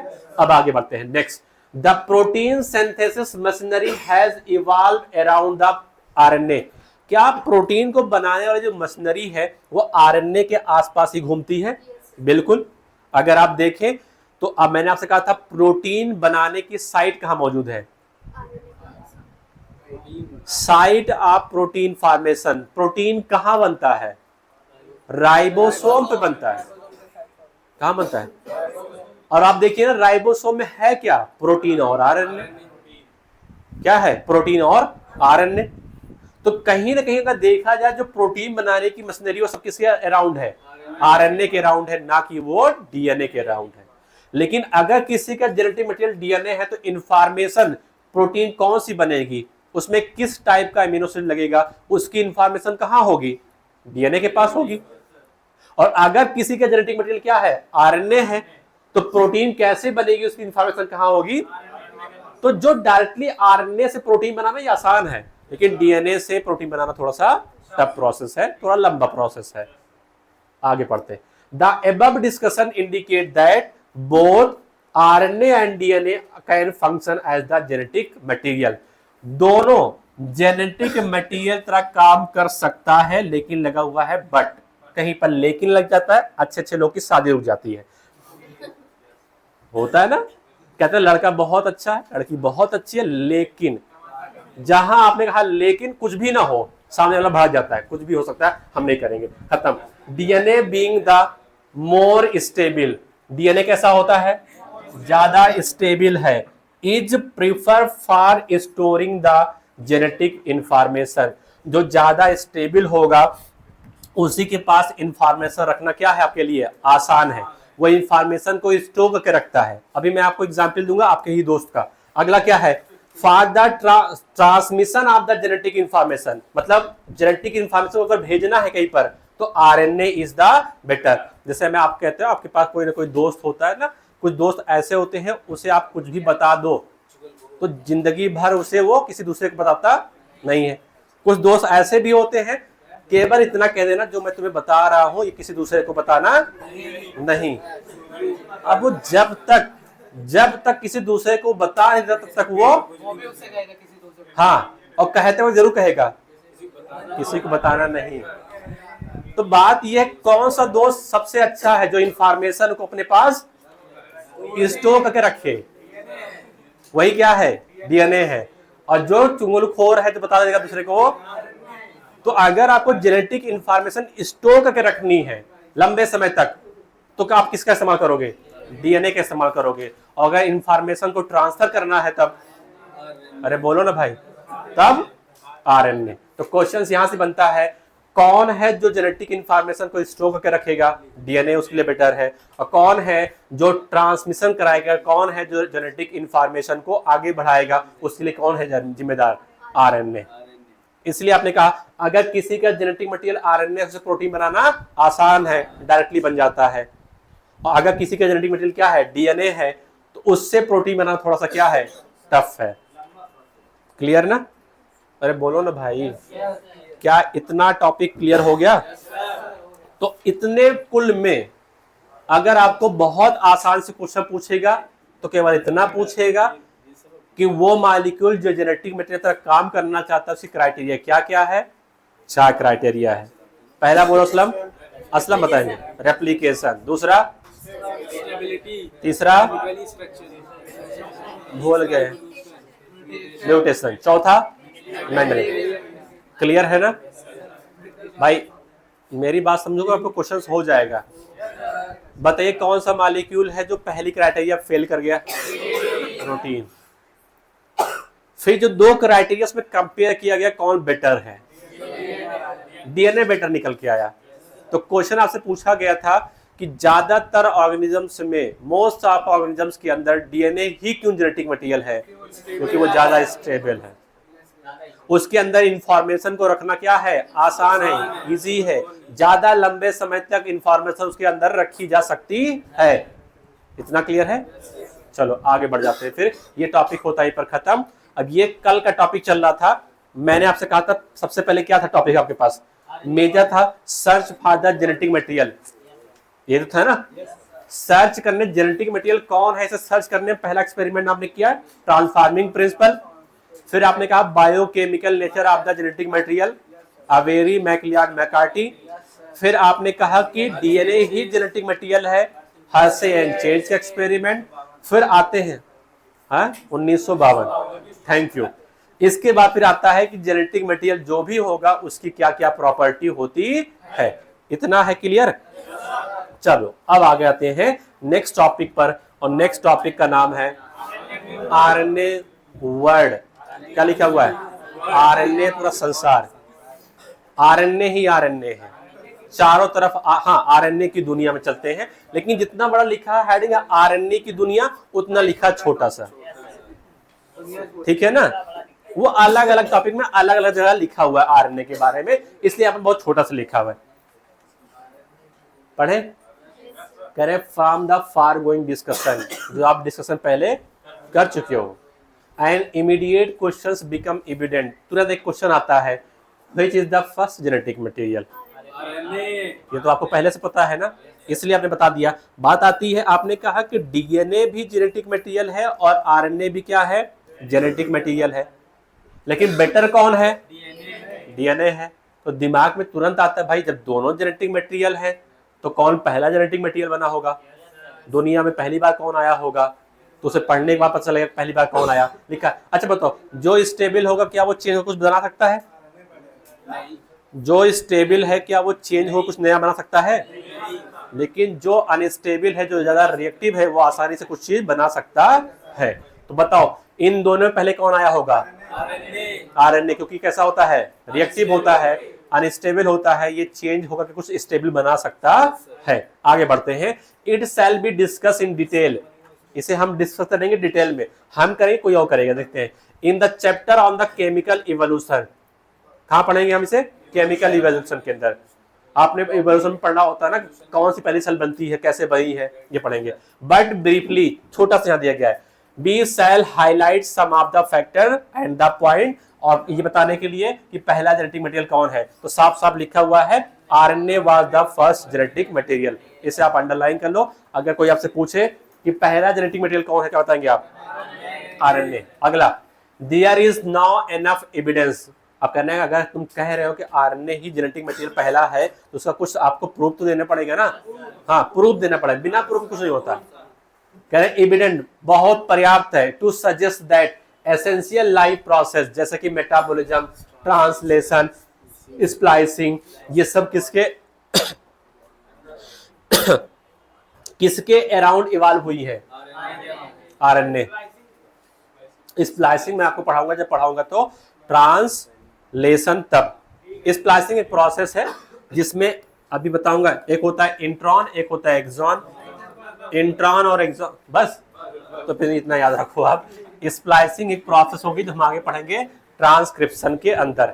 ये सब के सब कहां इवॉल्व हुए हैं, आरएनए के अराउंड, क्लियर है। Next, RNA used to act as genetic material, RNA genetic material भी है, साथ साथ में एज वेल एज कैटलिस्ट भी है, पढ़ा था ना आपने 23 RNA. There are some important biochemical reactions in the living system that are catalyzed by the RNA catalyst and not by the protein enzyme। कह रहे हैं बहुत सारे ऐसे रिएक्शन हैं जहां पर कैटलिस्ट कौन होता है, आरएनए होता है। तो पहला काम क्या हो गया आरएनए का, बताओ, जेनेटिक मटेरियल की तरह काम भी करता है। अगला क्या है, ये कैटलिस्ट है। दो यहां पढ़ लिया आपने, दो इससे पहले भी पढ़ा था आपने।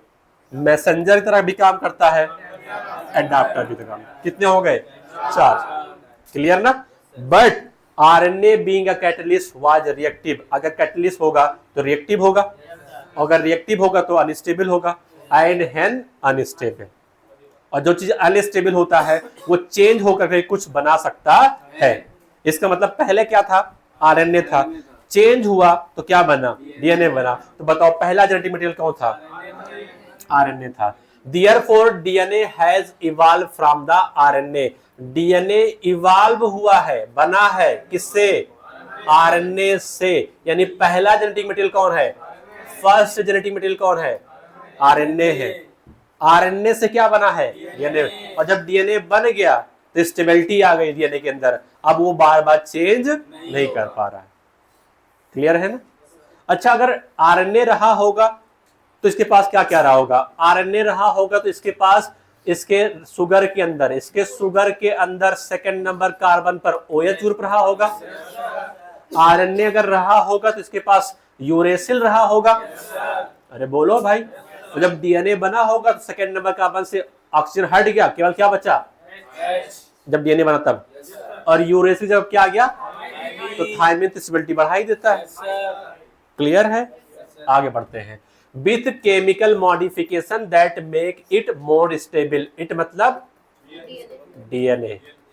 केमिकल मॉडिफिकेशन हुआ, केमिकल मॉडिफिकेशन में क्या हुआ, पहले आरएनए था तो सेकंड नंबर पोजीशन पर OH ग्रुप था, आरएनए था तो यूरेसिल था। जब केमिकल मॉडिफिकेशन हुआ तो बताओ डीएनए में क्या बन गया, हाइड्रोजन आ गया, अरे बोलो, और क्या आ गया यहाँ पर, थायमिन आ गया। तो केमिकल मॉडिफिकेशन हुआ, और केमिकल मॉडिफिकेशन के बाद जो बना वो क्या बना, डीएनए बना, जो एक्स्ट्रा स्टेबल हो गया। आगे next, DNA being double stranded, DNA कैसा होता है, डबल स्ट्रैंड का होता है। And having the complementary strand, बात सही है, फर्दर रेजिस्ट द चेंज, ये चेंज को रोक देता है। आगे by evolving a process of the repair, मतलब बार बार ये कह रहे हैं कि रिपेयर डीएनए में रिपेयर हो सकता है लेकिन आरएनए में रिपेयर, लेकिन जो रिपेयर कैसे होता है डीएनए में ये आपके सिलेबस में नहीं है, ये हायर की बात है, अब बाद में पढ़ लोगे, ठीक है। इतनी बात रखो कि डीएनए और आरएनए में कौन रिपेयर कर सकता है, डीएनए अपना रिपेयर कर सकता है, क्लियर है ना। चलो बताओ फिर फर्स्ट जेनेटिक मटेरियल कौन है फिर, आरएनए, आरएनए से ही क्या बना है, डीएनए बना है, इतना क्लियर है ना। चलिए फिर यहां तक बात हमारी हो चुकी है, अब बढ़ते हैं हम नेक्स्ट टॉपिक। छुट्टी नहीं, छुट्टी क्यों करें, मैंने कल कह दिया था 2 घंटे पढ़ाने हैं 12 से 2 बजे तक, आराम से बैठो, नेक्स्ट टॉपिक पे आते हैं। और नेक्स्ट, हाँ सर बताओ। नहीं पार्ट नहीं होना चाहिए। यहां पे देखो, यहां पे जो मैंने अमोनियम क्लोराइड लिया है, यहां पे जो नाइट्रोजन कैसा है, ये 14 वाला है। जब मैं इस बैक्टीरिया को इस मीडियम में लेके आऊंगा तो क्या बैक्टीरिया एक ही रहेगा, अपना नंबर बढ़ाएगा ना, और जब बैक्टीरिया अपना नंबर बढ़ाएगा तो नंबर बढ़ाने से डीएनए का रेप्लिकेशन करना पड़ेगा, और जब डीएनए का रेप्लिकेशन नया डीएनए बनाएगा, और जब नया डीएनए बनाएगा तो न्यूक्लियोटाइड भी बनाएगा, और न्यूक्लियोटाइड में नाइट्रोजन भी आएगा। अब बताओ जो न्यूक्लियोटाइड बनेगा उसमें जो नाइट्रोजन इस्तेमाल होगा वो 15 वाला इस्तेमाल करेगा, 14 वाला, मीडियम में जो नाइट्रोजन अवेलेबल होगा उसी को बैक्टीरिया इस्तेमाल करेगा। यहां पर मीडियम में क्या अवेलेबल था, तो जब भी डीएनए बनाना होगा उसमें नाइट्रोजन जरूरत पड़ेगी, तो नाइट्रोजन कौन सा इस्तेमाल करेगा, जो मीडियम में अवेलेबल है, 15 वाला। जब इसी बैक्टीरिया को मैंने यहां पर ट्रांसफर कर दिया, अगर इस मीडियम में ये बैक्टीरिया अपना नंबर बढ़ाना चाहता है तो भी नाइट्रोजन का इस्तेमाल करेगा। यहां पे जो नाइट्रोजन अवेलेबल कौन सा है, वो 14 वाला होगा। तो क्या बताओ इस बैक्टीरिया की बॉडी में अब कुछ नाइट्रोजन 14 वाले भी दिखेंगे, अरे बोलो ना। और अगर मैं कई सारी जनरेशन तक बैक्टीरिया को इसी मीडियम में रख दूंगा तो कुछ टाइम के बाद क्या होगा, उस बैक्टीरिया के अंदर सारे के सारे नाइट्रोजन कैसे हो जाएंगे, फिर से 14 वाले। अच्छा मुझे बताओ बैक्टीरिया का 1 से 2 जनरेशन बनने में कितना टाइम लगेगा, 20 मिनट। अरे भाई ये मेरे पास एक बैक्टीरिया है, इस बैक्टीरिया से एक बैक्टीरिया से 2 बैक्टीरिया बनने में कितने मिनट लगता है, 20 मिनट लगता है ना। तो मुझे बताओ क्या ये पेरेंटल जनरेशन है, तो क्या मैं सोचूं ये डाटर की फर्स्ट जनरेशन है, बोलो। अगर इस बैक्टीरिया को नया बैक्टीरिया बनाना है तो एक बैक्टीरिया से 2 बैक्टीरिया, बोलो बन जाएगा, बिल्कुल बनेगा। कितने मिनट लगेगा यहाँ पर, 20 मिनट लगेगा। इसको भी कितने मिनट लगेगा, 20 मिनट लगेगा, क्लियर है ना। बताओ ये कौन सी जनरेशन आ गई, एक सेकंड जनरेशन, कौन सी आ गई, ये सेकंड जनरेशन आ गई ना। यहां से देखा जाए, अगर पेरेंट से देखा जाए तो पेरेंट से सेकंड जनरेशन आने में कितने टाइम लगेगा, 40 मिनट। अगर मुझे थर्ड जनरेशन लाना तो कितने मिनट लगेगा, यहां से स्टार्टिंग से 60 ना। अरे बोलो ना भाई, तो बैक्टीरिया बहुत फास्ट से तो मल्टीप्लाई कर रहा है।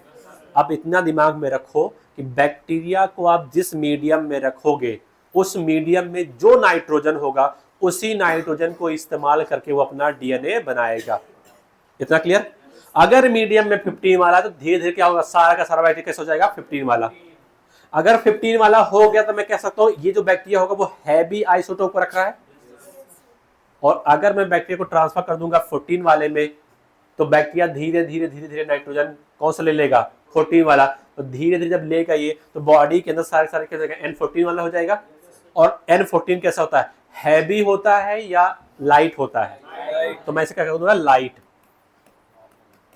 क्लियर है ना। क्या कभी ऐसा भी होगा कुछ बैक्टीरिया के पास जो नाइट्रोजन होगा कुछ 15 वाले होंगे कुछ 14 वाले होंगे, होगा ना। जो यहां से आप निकालोगे यहाँ पे डालोगे, यहाँ पे जब निकालोगे 15 वाला था, यहाँ पे कुछ टाइम के बाद 14 आएगा ना, तो कुछ तो इसके अंदर पुराना रहेगा। यानी कुछ ऐसे होंगे जिसके अंदर क्या होगा, N15 भी होगा और क्या होगा, N14 भी होगा। जिस बैक्टीरिया के अंदर डीएनए के अंदर नाइट्रोजन कुछ 15 वाला भी मिले और 14 वाला भी मिले, उसे कहते हैं क्या है, हम हाइब्रिड कहते हैं। क्या कहते हैं उसे, हम हाइब्रिड कहते हैं। इतना समझ में आ गया। अब आगे बढ़े। मैं आज कल इस फिगर को समझा दे रहा हूं, कल जब मैं आऊंगा दोबारा फिर से आपको समझा करके आगे जो लिखा है उसे एक्सप्लेन कर दूंगा, ठीक है ना। चलो फिर इस फिगर में आइए।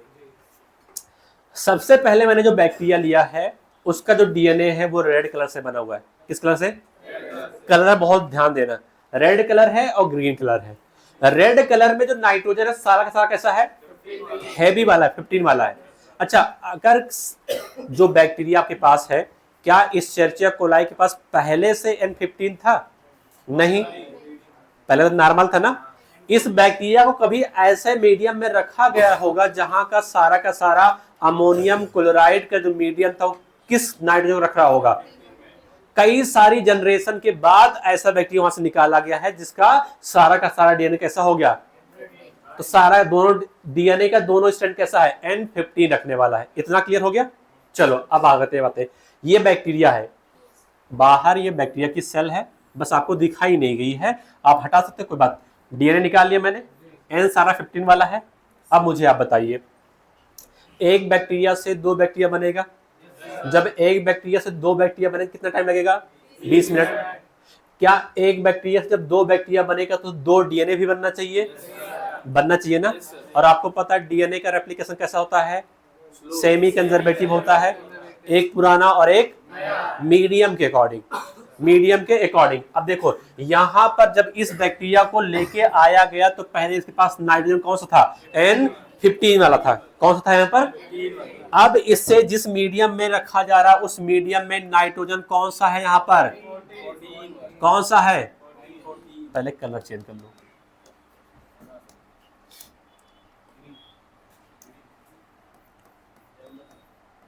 हाँ भाई रुक जाओ, सारे कलर लेके आएंगे। इस मीडियम में जो N है कौन सा है? अच्छा बताओ, अब जब डीएनए का नया स्ट्रैंड बनेगा तो उसके लिए जो नाइट्रोजन अवेलेबल है 15 वाला अवेलेबल है, 14 वाला। तो जो नया स्ट्रैंड बनेगा उसके अंदर नाइट्रोजन कौन सा हो जाएगा? बोलो ना भाई। और इस 2 डीएनए स्ट्रैंड को अलग करेंगे हम, और हर स्ट्रैंड किस तरह काम करेगा, एज ए टेम्पलेट। उसी को तो देख करके आप क्या बनाओगे, नया डीएनए बनाओगे। इतना क्लियर ना?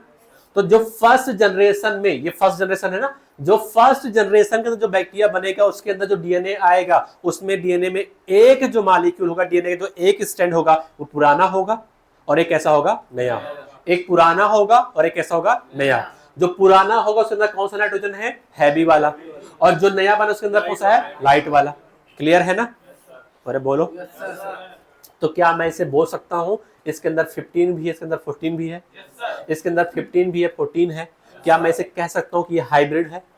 क्या मैं इसे बोल सकता हूं ये 100% हाइब्रिड है? क्या मैं इसे बोल सकता हूं 100% ये हैवी है? क्योंकि इसके अंदर दोनों स्ट्रैंड कैसे हैं, 15 वाले हैं। ये 100% कैसा है, ये हैवी है। अरे बोलो ना भाई। अब आगे चलते हैं। इस बैक्टीरिया को मैंने कहा भैया तुम भी अपना नंबर बढ़ा लो। कितने बैक्टीरिया हैं यहाँ पर? 2 है ना? 2 बैक्टीरिया हैं। 2 बैक्टीरिया से कितने बैक्टीरिया बनेंगे? कितने बनेंगे? 2 बैक्टीरिया से बनेंगे ना? अब आगे आते हैं, नेक्स्ट। 4 बनेंगे। कितने मिनट में बन जाएंगे भैया? 20 मिनट में। इन 2 बैक्टीरिया से ये 4 बैक्टीरिया बने में कितने मिनट? एक जनरेशन से दूसरी जनरेशन लाने के लिए 20 मिनट। 40 क्यों लिखा गया? ये 40 यहां से काउंट किया गया है। इतना क्लियर ना? अब आगे बताओ, मुझे बताओ आप, जब ये चारों बनेंगे तो इन चारों में एक एक स्ट्रैंड तो पुराना आएगा ना, और एक स्ट्रैंड नया। अब मुझे बताओ नया मीडियम क्या है? नया मीडियम फिर से क्या रखा मैंने, NH4Cl, और कौन सा? अच्छा बताओ, अब देखो अलग करो, पहले इन दोनों स्ट्रैंड को अलग करो। जब आप अलग करोगे तो एक रेड वाला आएगा, एक ग्रीन वाला आएगा ना? क्लियर है? मान लेते हैं ये जो रेड है यहां चला गया, ये जो ग्रीन है वो यहां आ गया, अलग अलग हो गए दोनों। आगे करते हैं, ये रेड यहां पर आ गया और ये वाला ग्रीन। क्लियर ना? अलग अलग हो गया, दिखाई दे रहा अलग। अब जब नया स्ट्रैंड बनेगा तो मीडियम के अकॉर्डिंग बनेगा। मीडियम में क्या अवेलेबल है? लाइट वाला है ना? बताओ जब यहां पर नया स्ट्रैंड बनेगा तो देखो मैं लिख दे रहा हूं, मैं यहां पर लिख रहा हूं, ये जो एक है ये ओल्ड है, ओल्ड है ना? ये रेड वाला भी ओल्ड है, ये रेड वाला ओल्ड है, यहां पर एक ग्रीन क्या है, ओल्ड है। अब जो नया बनेगा N14 वाला बनेगा, मैं कह रहा हूं इसका एक स्टैंड क्या है, न्यू है। किसके अकॉर्डिंग बना? Medium according. ये भी तो न्यू है, किस अकॉर्डिंग? ये कैसा है? मीडियम के अकॉर्डिंग। ये कैसा है? न्यू है, मीडियम के अकॉर्डिंग। और मीडियम में क्या है? एन, और N14 का कलर कैसा है? इतना क्लियर हो गया? अरे बोलो। अब मुझे आप बताइए कितने डीएनए के मॉलिक्यूल बने? कितने बैक्टीरिया बने? 4 बने ना? बताइए जो डीएनए बन रहा है, जो डीएनए का मॉलिक्यूल नया बन रहा है, क्या उसमें एक पुराना एक नया? देखो यहां पर एक पुराना एक नया, एक पुराना नया, पुराना नया, पुराना नया, old new old new old new, है या नहीं है? तो क्या आधा पार्ट कंजर्व है ना? तो क्या डीएनए का रेप्लिकेशन सेमी कंजर्वेटिव है? बिल्कुल है ना? तो जब जब भी आप क्या करोगे, आप डीएनए का रेप्लिकेशन करोगे, एक स्ट्रैंड डीएनए कैसा होगा? पुराना वाला होगा। अच्छा बताओ, यहां पर जो था एक स्ट्रैंड तो N14 वाला था ना, और एक कैसा था? N15 वाला था। यहां पे देखो जो जितने भी अब आएंगे नए जो बनेंगे सारे कैसे बनेंगे? क्यों बनेंगे? मीडियम क्या लिया गया है?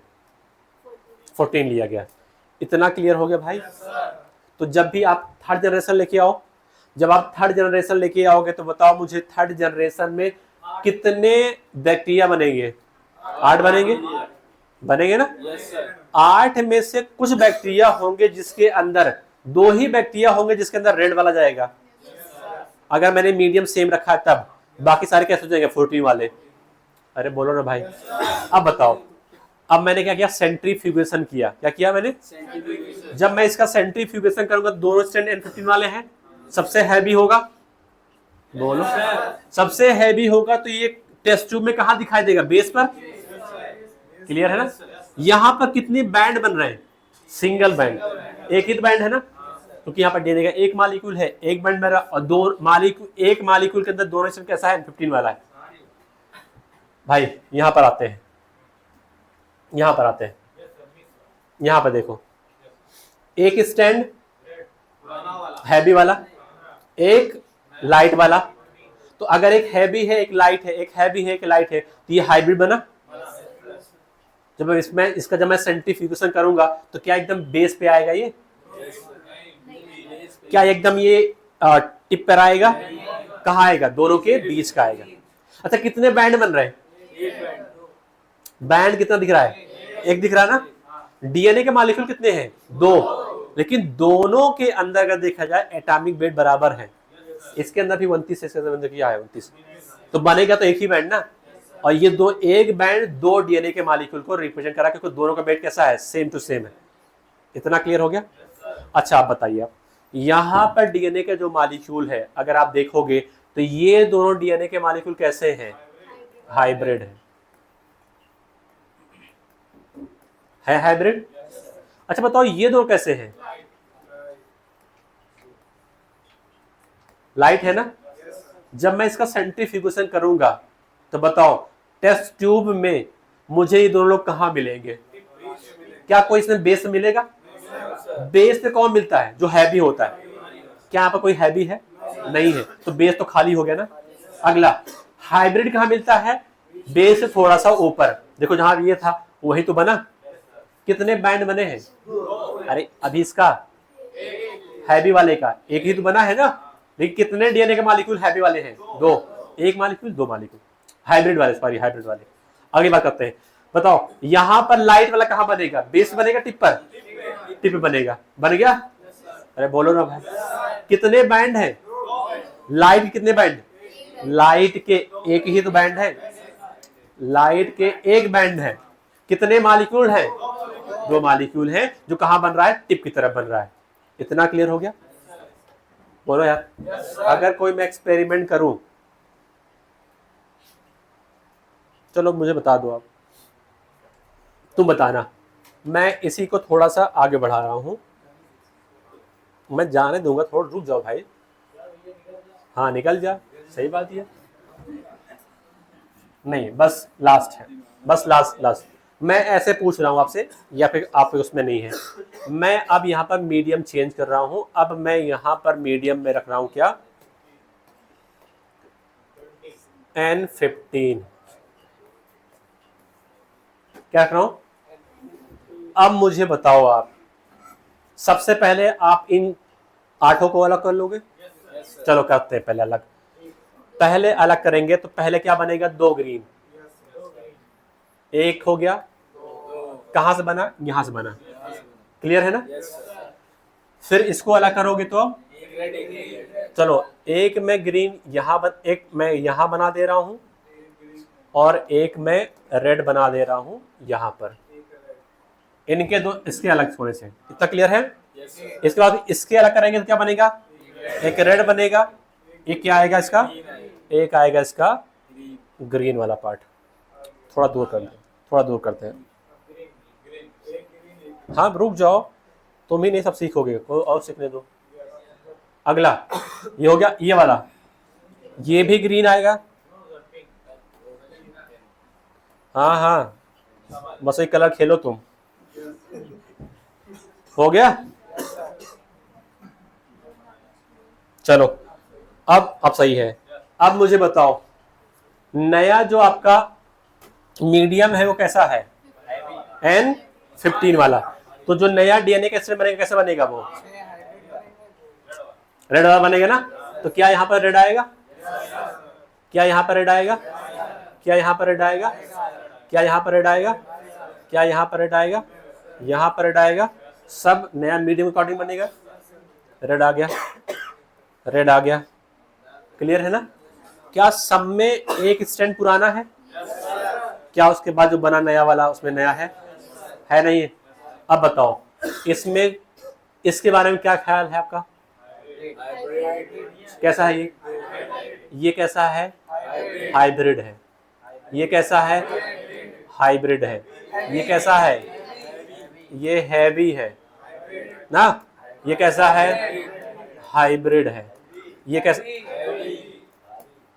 हाँ जैसा तुम, ये हाइब्रिड, ये सारे के सारे। कोई लाइट नहीं आया, क्यों नहीं आया, मीडियम में था ही नहीं तो कहां से आएगा। अब जितनी भी जनरेशन को लेके जाना है लेके चले जाओ, बस क्या देखना है आपको, मीडियम में। अच्छा मुझे बताओ अगर मैं इन सारे क्रोमोसोम को, सारे के सारे डीएनए को, मैं सारे डीएनए को क्या करूं, अगर मैं टेस्ट ट्यूब में डाल दूं तो मुझे बताओ क्या क्या मिलेगा इसमें से।